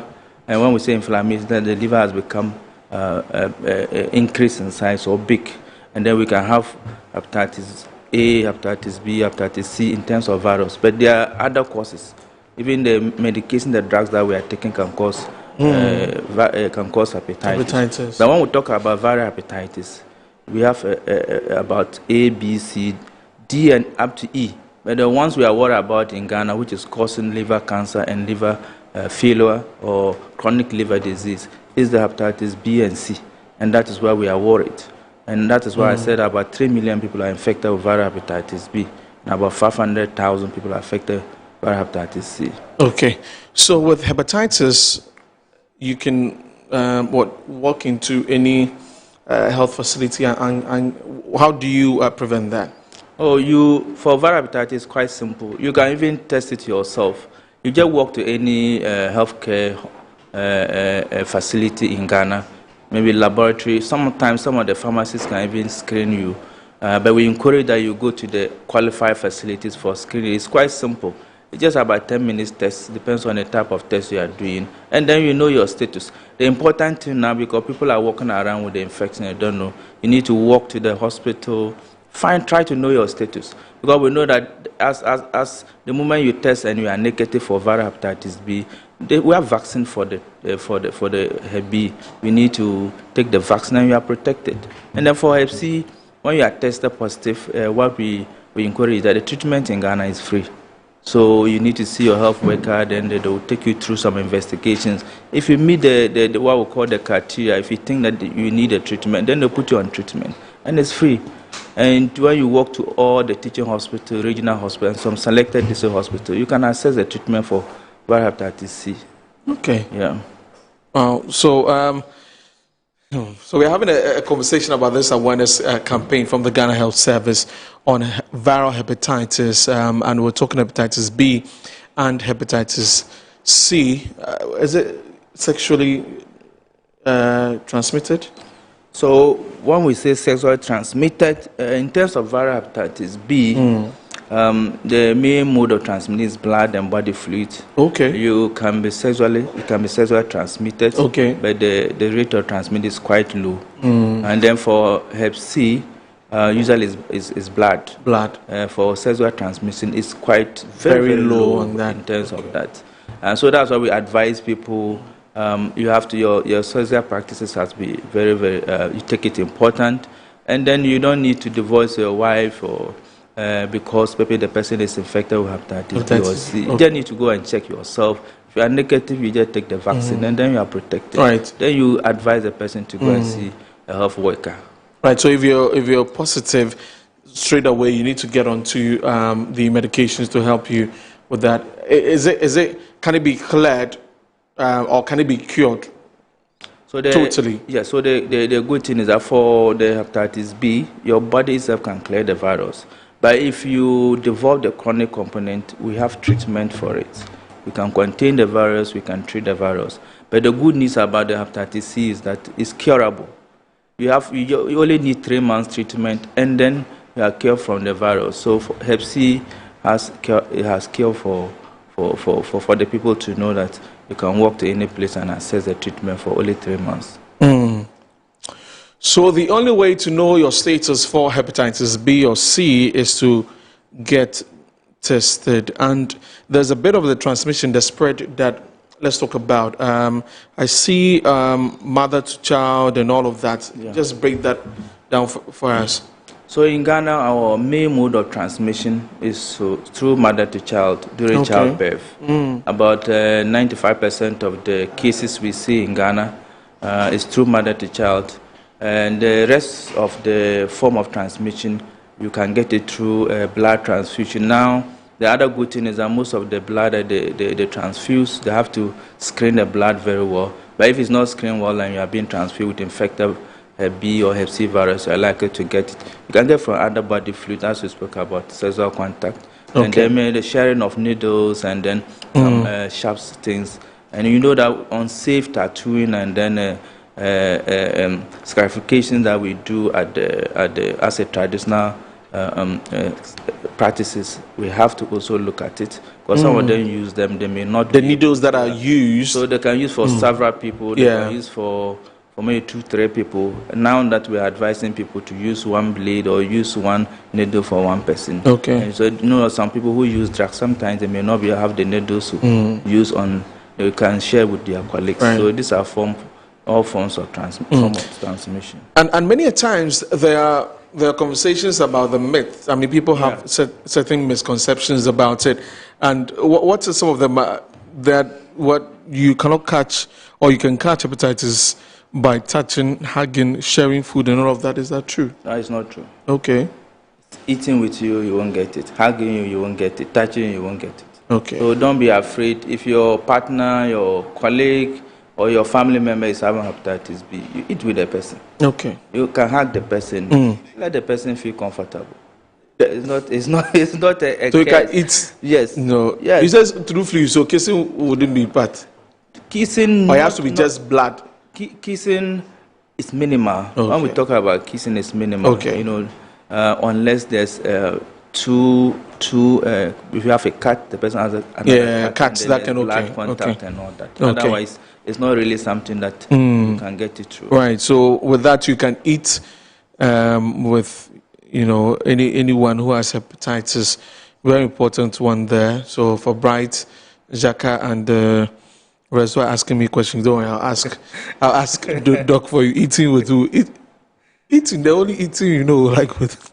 Look at these guys. So hepatitis is caused by curses, witchcraft, and spiritual attacks. People have these things. Not at all. It's virus. It's a medical condition, and that is why a lot of people have that myth. You know that there are some families who, when they get infected, and because mother to child, the brother can have the virus, and then some families can actually develop liver cancer quickly than others. So if you have the virus and then you develop the complication, liver failure, maybe liver cirrhosis, at some particular point in time, you may be vomiting blood. So if you are not careful, you think that maybe there's someone in the family who has cursed you, or you think your grandmother has either bewitched you or someone. Then at the point in time, you may unfortunately pass. Then your other sibling is also developing the same problem. So they will say that this family, they've been cursed. So anytime they are sick, they are vomiting blood, and someone is poisoning them and they are dying. It's not true. Okay. We have the treatment. So please, it's not true. Treatment is available for hepatitis, and so take note of that. There's one that says that, of course, we've talked about, I look healthy, so I cannot have hepatitis. It's not. You need to screen. You can only know by doing the screening. The testing, know your status. Okay, and then people with hepatitis will always die.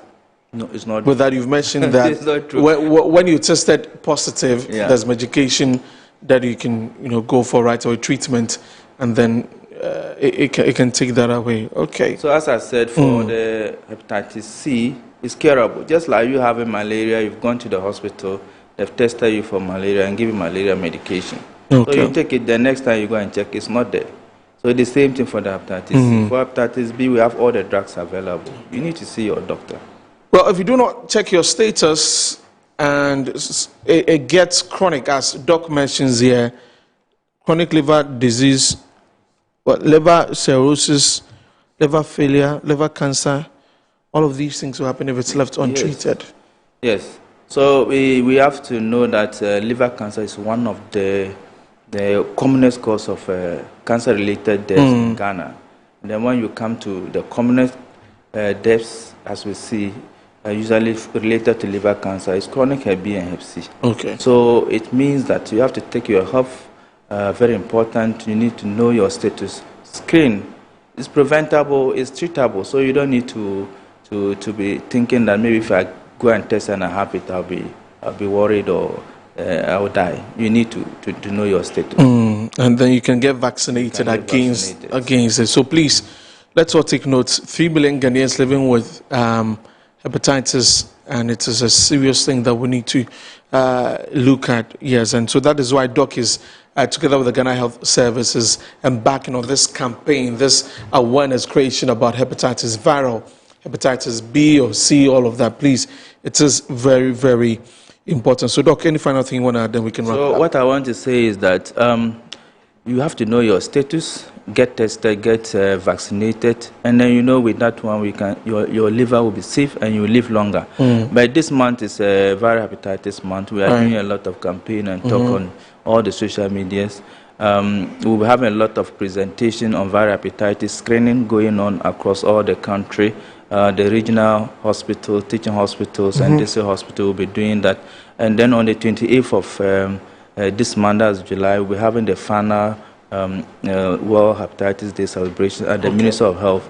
So we are encouraging everybody to be alert. We'll be inviting the media to come. We want the media to be part, because you see that people are dying, a lot of people are infected. And you know that with 3 million people, HIV, I tell you, is not up to 3 million people. And we are actually pushing and a lot of resources into HIV. Meanwhile, viral hepatitis is the one that is killing. So we need the media on board, and then we create awareness. And this is about awareness creation.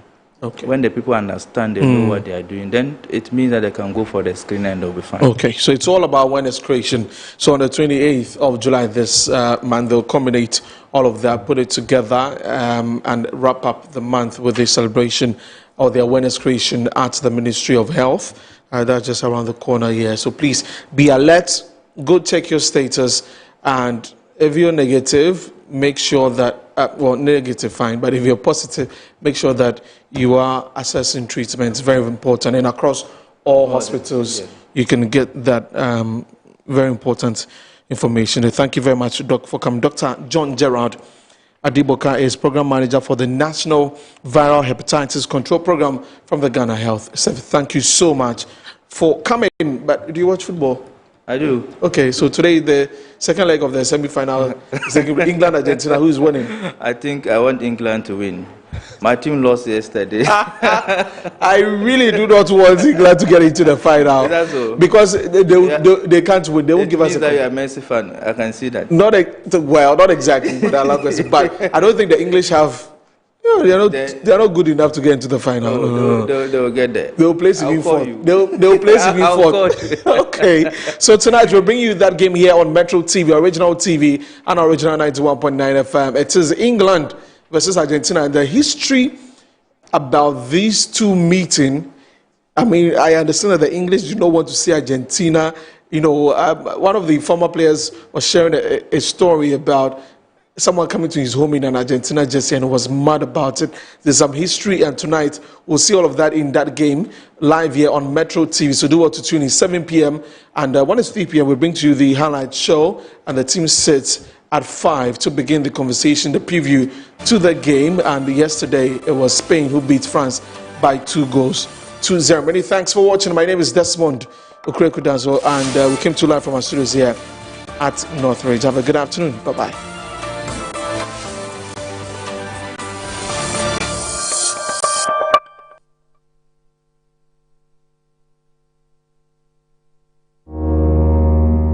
Finding my dream apartment in just 2 days was a breeze with 7terragh.com. Looking for your next home, the perfect piece of land, or the best commercial property for your business? Are you worried about sending money home for property and finding nothing when you return? Well, worry no more. 7terragh.com is just a platform to find prime lands, perfect properties, or vibrant real estate development at the click of a button. 7terragh.com is your go-to property listing platform platform that allows you to register, list, rent, buy or sell, and connect with correct agents. With our AI-powered smart search, personalized dashboards, verified agent connection, and interactive property maps, all your property needs have been made easier. Check us out on 7terragh.com or contact us on 0302-998-246 or 0561 032 252. 7terragh.com, powered by MNC Properties.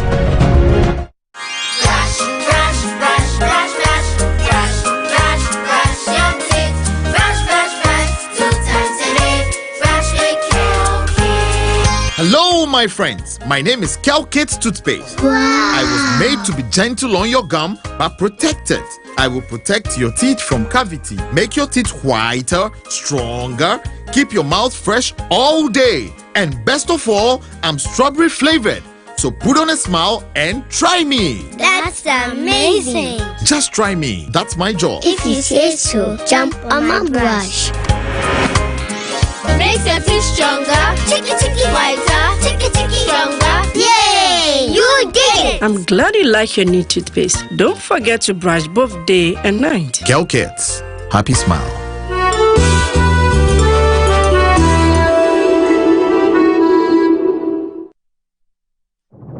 This July, get ready for stories that will make your heart race. From love and passion to secrets and lies that can ruin everything. Catch the sizzling episodes of Sins and Roses at 4 p.m., Domenica Monteiro at 5 p.m., Be My Sunshine at 6 p.m., and Avenida Brazil at 7 p.m. Central African Time. Only on Novelas Plus, channel 134 on GoTV.